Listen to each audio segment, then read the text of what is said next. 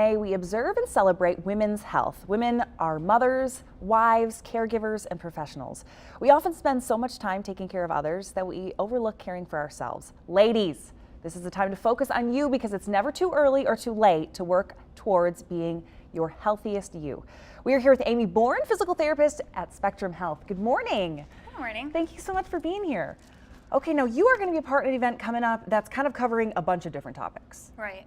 So basically it's about what? Women's health? Yeah, it's a doctor dialogue kind of seminar, open to the public, and there's going to be several different doctors there talking about aspects of women's health and aging, different conditions that happen. Because there's a lot of different things, things to cover. So is this going to be, are people going to be able to ask questions? Yeah. Perfect. Yep. Okay, wonderful. Okay, so now you are going to be talking about pelvic floor health, which it's kind of an embarrassing thing. Women don't necessarily want to talk about that, but it's an important thing to talk about. Right. Okay, now just start with the basics here. What is the pelvic floor?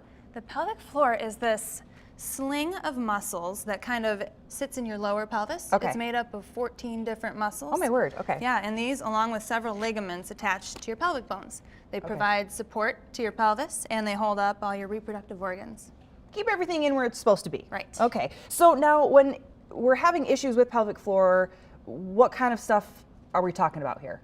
There's several different things. Pelvic floors are supposed to be strong and flexible. Okay. They're supposed to contract and relax when you want them to. Okay.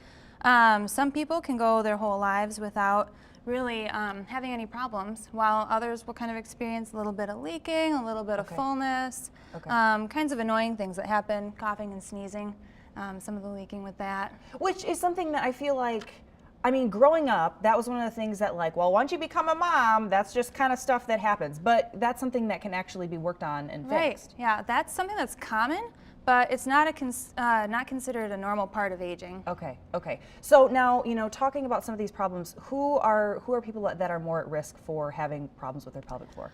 People who have had injuries to their pelvic floor, either during childbirth or surgery, people who have family history of organ prolapse.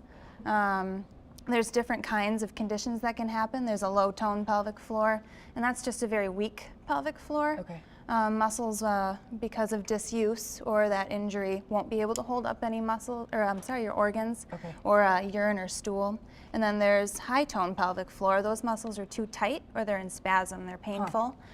They don't stretch or move well during your daily activities. Okay, okay. So, what kind of situation would someone be in where really they should come see you to get some help? People who are having a lot of pain, people whose lives are being affected by any leaking or prolapse symptoms that they're having, people with bladder urgency, you feel like you're going to the bathroom too often or you can't hold it very well. Okay, which is interesting because it's not a normal part of aging, you just said. That's something that you can work on. Okay, so if someone comes to you and says, hey, okay, I need help with this, what are some things that you're going to be doing with them? As a physical therapist, we'll first start kind of with a thorough assessment to figure out which parts of the pelvic floor aren't working very well. Okay. And then we can address that. We can do treatment in the clinic, but we can also come up with an individualized exercise plan that people can work on at home, either really nice. alone or with partners, Okay. to kind of help facilitate pelvic floor coordination and strength. Okay, wonderful. Now, covering this along with many other topics coming up at this Doctor Dialogue, you can learn more not only about pelvic floor health and ways to improve your own, but also you can learn more about this Healthy Aging for Women talk that's coming up. You can find the link on our website. Just go to WZZM13.com under the exchange. We'll be right back.